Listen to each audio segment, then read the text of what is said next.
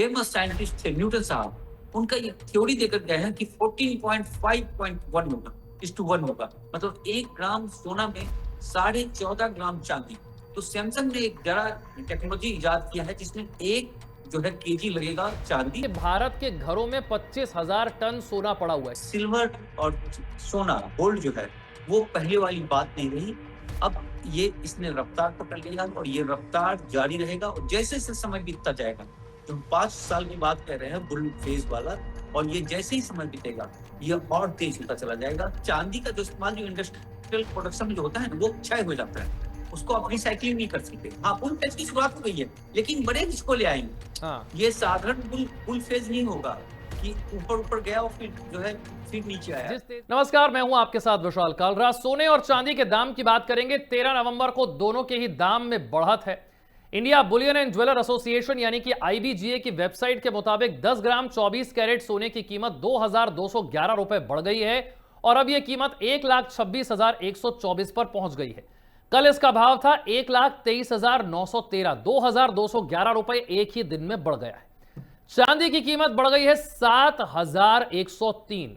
1,63,808 रुपए प्रति किलो पर है। यह कल कीमत थी 1,56,705। 7,000 रुपए से ज्यादा एक ही दिन में कीमत बढ़ गई है। ऑल टाइम हाई था 17 अक्टूबर को, जब सोना पहुंच गया था 1,30,000 के पास और चांदी पहुंच गई थी 1,78,000 के पार। आज बात करेंगे चांदी की कीमत की। सोने की बात तो हम हर बार करते हैं, चांदी की कीमत की खासतौर पर हम बात करेंगे कि इतने तेज उछाल की वजह क्या है। चांदी की डिमांड ज्यादा और सप्लाई कम क्यों है? कौन कौन सी इंडस्ट्री में चांदी की खपत अचानक से बढ़ गई है, इस्तेमाल अचानक से बढ़ गया है? क्या अभी किया गया चांदी में निवेश 2026 में आपको फायदा दे सकता है? वरिष्ठ पत्रकार और founder Investing Minds Utpal Chaudhary साहब हमारे साथ जुड़ गए। सर, बहुत बहुत स्वागत है आपका। उत्पल जी, चांदी की डिमांड को लेकर बड़े सारे सवाल लोगों के मन में हैं। अब तक तो हम यही सोचते थे कि सोने चांदी का इस्तेमाल जो है वो जेवरात के लिए होता है, लेकिन चांदी का जिस तरीके से इंडस्ट्रियल डिमांड बढ़ी है, इसने लोगों के मन में अब सवाल खड़ा किया है कि आने वाले दिनों में क्या ये डिमांड ऐसे ही बनी रहेगी? क्या चांदी की डिमांड ज्यादा और सप्लाई हमेशा कम ही रहेगी, इसीलिए मार्केट में रेट बढ़ता चला जाएगा? और कौन कौन सी ऐसी इंडस्ट्री है जो चांदी का अचानक से इस्तेमाल उन्होंने बढ़ा दिया है और इसीलिए आपको दिख रहा है कि चांदी की डिमांड सोने से भी ज्यादा तेज हो गई है? पूरा एनालिसिस जरा चांदी का समझाइए। देखिए, ऐसा है कि जो चांदी जो है पहले इंडस्ट्री में जो डिमांड था वो 21% के आसपास था, बाकी 50% जो है वो ज्वेलरी में चला जाता था। और जो है इस समय इंडस्ट्री में जो इस्तेमाल है उसका 70% के आसपास हो गया है। दूसरी बात ये देखा जा रहा है कि चांदी एक लिमिटेड है। 17,50,000 मैट्रिक टन चांदी निकला हुआ है, 5 लाख मैट्रिक टन जमीन के अंदर है, जिसमें से 1-8 लाख मैट्रिक टन पे काम हो रहा है, बाकी 4 लाख मैट्रिक टन जो है माइन के अंदर, उस पर कोई माइनिंग का काम अभी हो नहीं रहा है। अगर होगा भी तो उसमें 5 से 6 साल लग जाएंगे उसको निकालने में। और दूसरी बात की, चांदी पहले क्या था, जमीन के ऊपर स्पेयर पे मिल जाता था, वो भी अब जो है अब डीप मिलने लगा है, तो उसके लिए वो माइनिंग करना जरूरी होगा, जिसमें वक्त लगेगा। तो दूसरी बात, जो अब जो चांदी उपलब्ध है वो डिमांड अचानक से जो बढ़ गया है, एक्चुअली रेयर अर्थ मटेरियल को पहले समझ लेते हैं कि रेयर अर्थ मटेरियल पे जिस तरीके से चाइना ने कब्जा कर लिया, और चाइना का जो है 90% जो है उस पर मोनोपोली है। 70% माइनिंग में, 92% प्रोसेसिंग में और 93% जो मैग्नेट बनता है उस पर।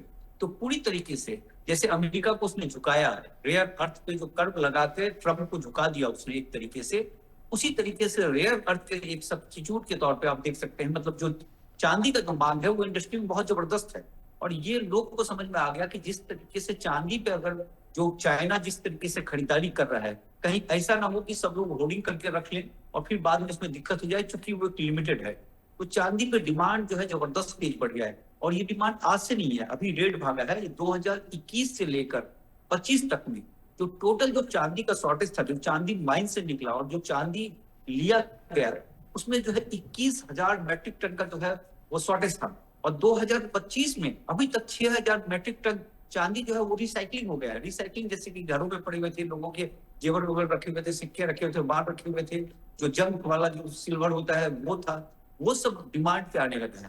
तो बड़ा तेज डिमांड बढ़ गया है, क्योंकि 70% में एक चीज जो अभी आया है, जो सैमसंग ने एक बैटरी इजाद किया है जिसपे कि चांदी लगे, और वो अभी लिथियम की बैटरी चल रही है इलेक्ट्रिक व्हीकल्स के लिए। और लिथियम की बैटरी के साथ ये होता है कि 300 माइल्स 400 माइल्स जो है इस तरीके से जाता है उसमें, और उसका जो है लाइफ जो है कुछ जो है 7 साल का 10 साल का होता है और उसको रिचार्ज करने में भी काफी वक्त लगता है। तो सैमसंग ने एक जरा टेक्नोलॉजी इजाद किया है जिसमें एक जो है केजी लगेगा चांदी और उसकी जो बैटरी तैयार होगी उससे आप 1100 किलोमीटर चल सकते हैं और 9 मिनट के अंदर जो है वो 80% उसका रिचार्ज कर देंगे उसको। तो फास्ट रिचार्ज होगा, जैसे तेल भरवाने के लिए करते हैं उसी तरीके से वो फास्ट रिचार्ज हो जाएगा। तो बट नेचुरल सी बात है कि जो ईवी गाड़ी है, जो प्रीमियम गाड़ी है, उसमें उसका इस्तेमाल होगा। तो ये चीज देखा गया है कि आपने जैसे इलेक्ट्रिक व्हीकल्स का जिक्र किया तभी लोगों के दिमाग में आया कि ऐसी कोई इंडस्ट्री है जहां पर पहले इतनी डिमांड नहीं थी लेकिन अब अचानक से डिमांड है। इलेक्ट्रिक व्हीकल्स अब बड़े पैमाने पर बन रहे हैं, पेट्रोल और डीजल वाली गाड़ियों को रिप्लेस कर रहे हैं इलेक्ट्रिक व्हीकल्स।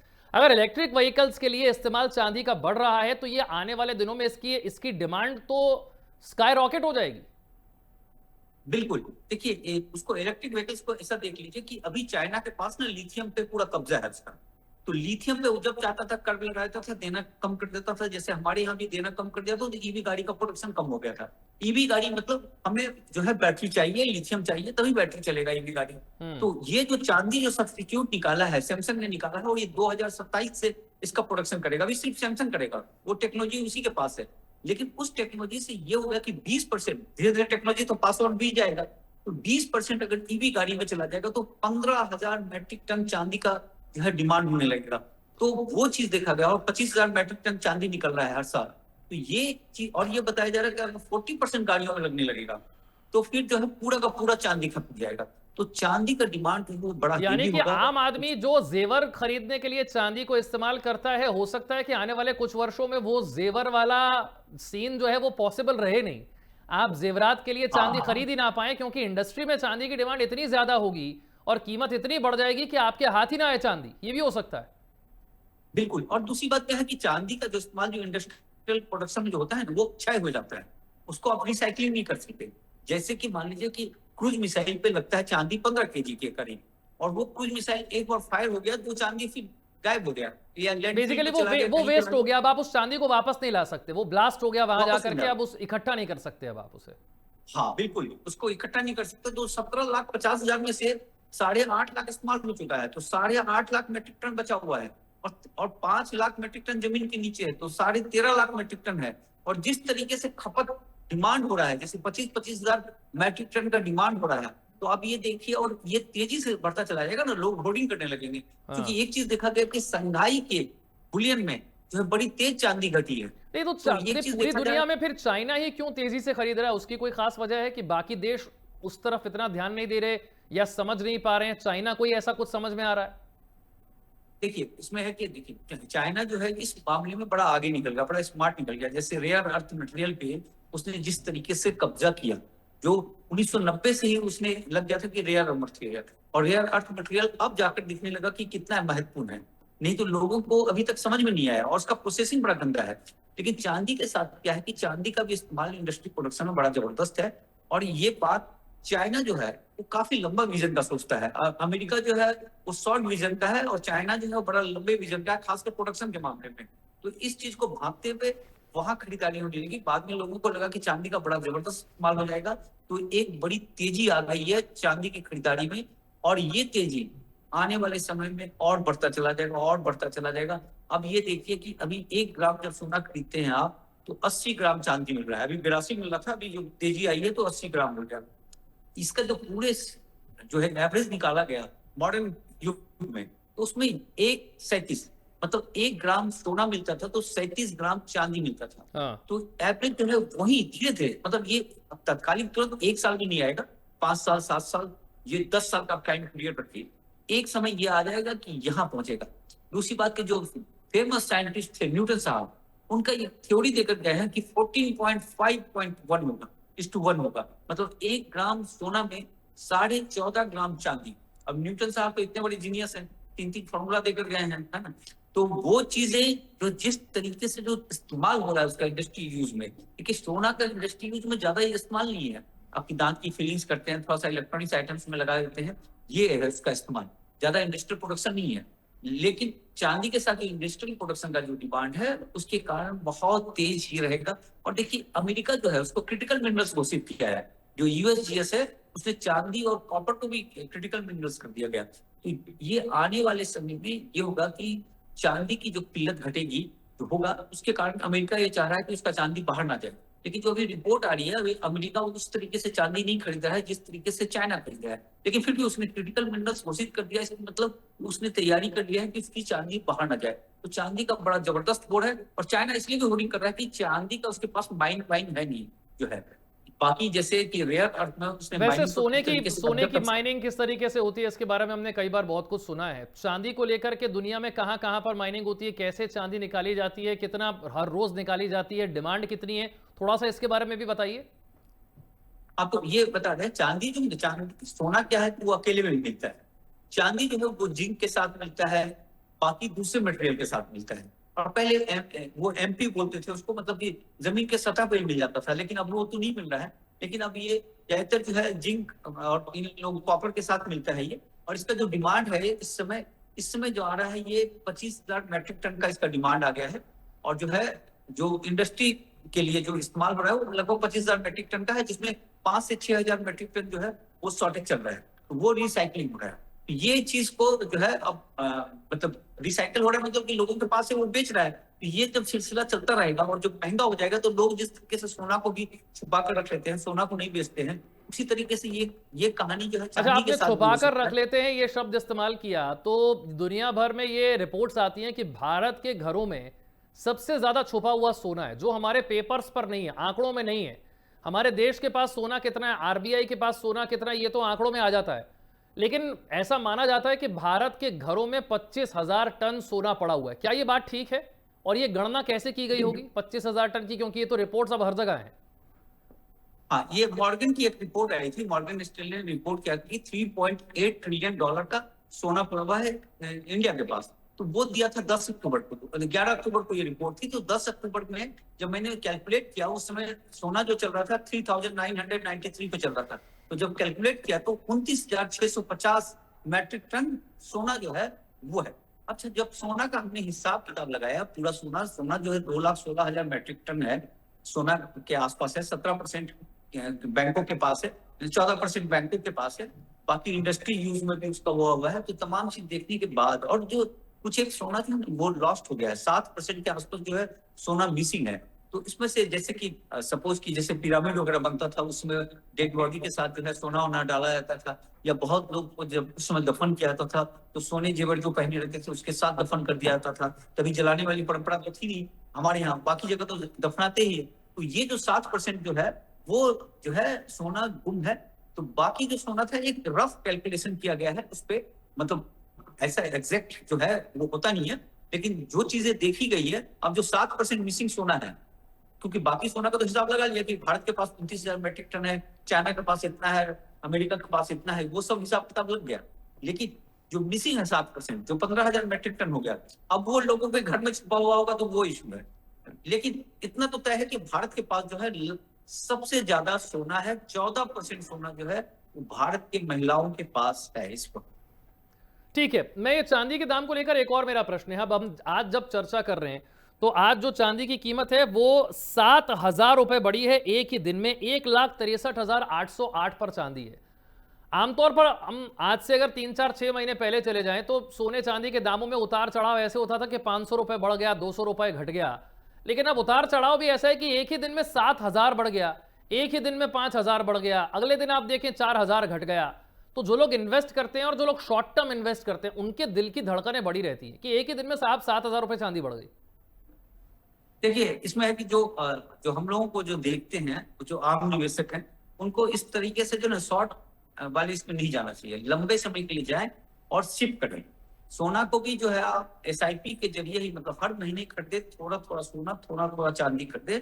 जो भी आपको लगाना है 20% से ज्यादा आपके पोर्टफोलियो का हिस्सा नहीं होना चाहिए। ऐसा नहीं कि 100% आप जाकर खरीद लें, अपने 20% करना है और उसको शिफ्ट में करना है, क्योंकि इस तरह के बड़े हिचकोले आएंगे। अभी जो चांदी पहले जो धीरे धीरे चल रहा था, अब उसको इस तरीके से देखें कि वो बड़ा सा स्विंग हो गया। वो जो बड़ा झूला जो झूलते हैं ना हम लोग, जो जिग जैग, तो उस टाइप का हो जाएगा।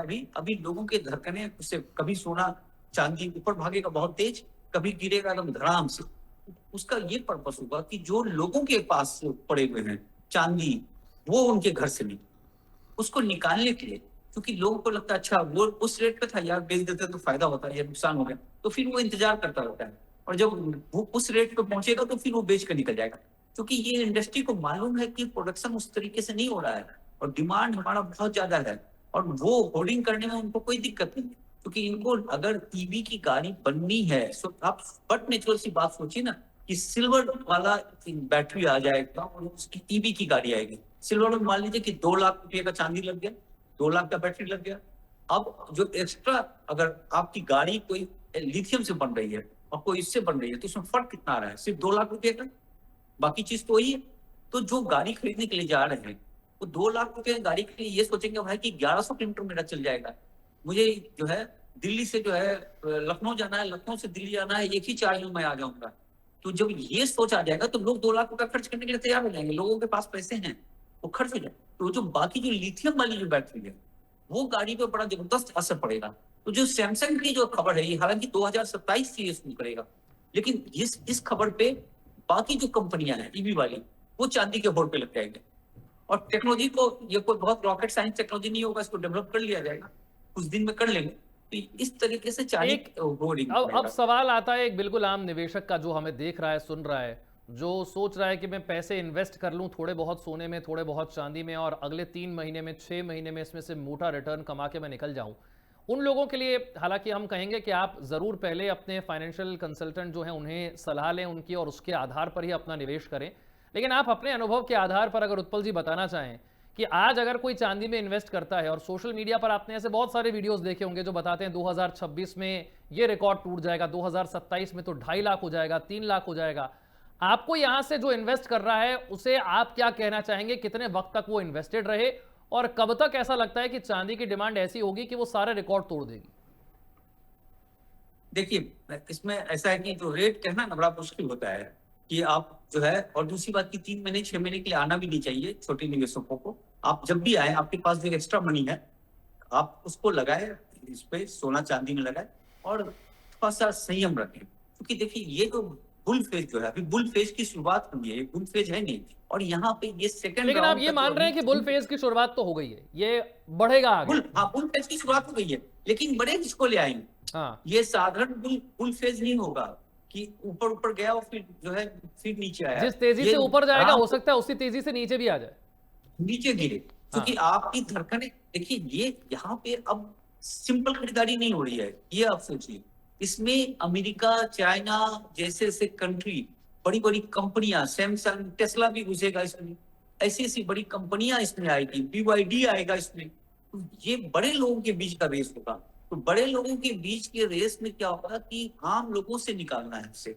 जैसे शेयर बाजार में जब होता है तो क्या होता है, न बुल हारता है न बियर हारता है, दोनों कमा के निकलता है, लेकिन फंस जाता है आम आदमी, क्योंकि वो उसके लोभ में फंस जाता है।